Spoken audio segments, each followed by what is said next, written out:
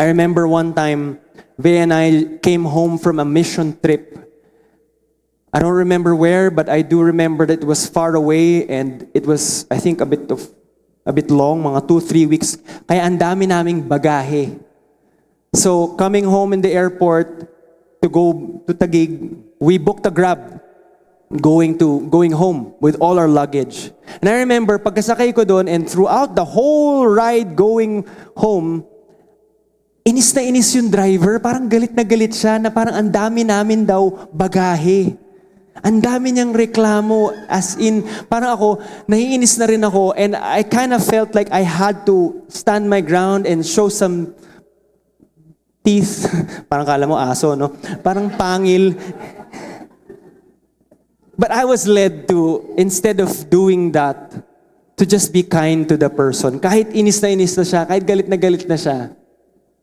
So, before we went down, when we arrived already in our condo, bago kami bumaba, I was just led to give him a generous tip in spite of how we were treated. At nung natanggap niya yung tip, ay bigla siya nag-iba ng anyo. Bigla siya ay, sige po sir, baba siya from the driver's seat. Binuksan niya yung likod. Pinagtutulong kami sa mga luggage namin, which he did not do at the beginning, but he's now doing it at the end. And at the end, he said, "Thank you sir, marami pong salamat. Ingat po kayo, God bless." May God bless pa siya.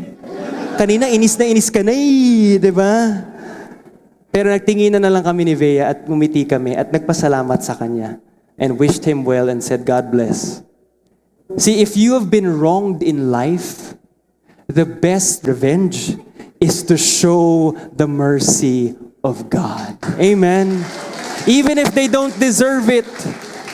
Even if they don't deserve it. You'd rather show kindness because kindness robs the oppressor of their ability to humiliate. Wala na siyang gagawing masama sa'yo kasi ang buti-buti mo sa kanya eh. Diba? And so the song is true. You kill him with kindness. Don't just end with kill because that's a sin. You kill him with kindness. In Jesus' name. And everybody said, Amen. Amen.